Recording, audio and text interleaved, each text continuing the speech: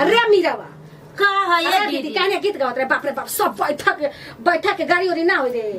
सारा दुनिया खा ले हो सब दुनिया के बात करते सब अभी भड़ुआ में खा के बैठ गए सब बर्ती सब खा के बैठ गइलो अरे पेट तो हर भरल ह कि ना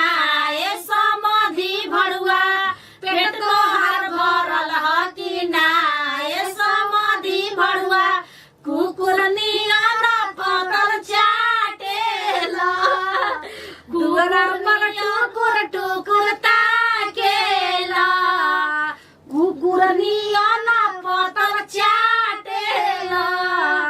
दुआरा पर टुकुर टुकुर ताकेला अरे पेट तो हर भरल ह कि ना ए अमित भड़ुआ पेट तो हर भरल ह कि ना ए नरसिंह भड़ुआ कुकुरनिया न पतल चाटेला कुकुरनिया न पतल चाटेला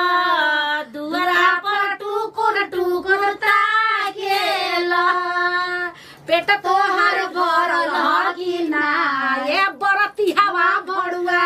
पेट तो हर भरल ह कि ना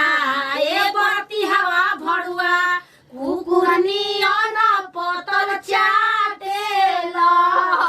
कुकुरनिया न पतल चाटेला हाय दुआरा पर टुकुर टुकुर ताकेला बाप रे बाप अरे कार खा के नहीं खैलो कार पेट धोइल बा करे एकदम धोइले आइल बलो तो घर तलो ए अनीता दीदी 2 दिन से सुनले रहलो कि बम्पर सेट लागत आवे नु तो का कर सुन ना तो ओहुल में दोस्त थोड़ी ना बा दुल्हा आइल बड़ा दुल्हन खाती बरतिया बेचारा खाई खातिर नु आइल बड़ा तो बेचारा तो समधि भड़ुआ कितना नानू खाए के चाही का ए समधि भड़ुआ जी खाली खाई खातिर रहलो निका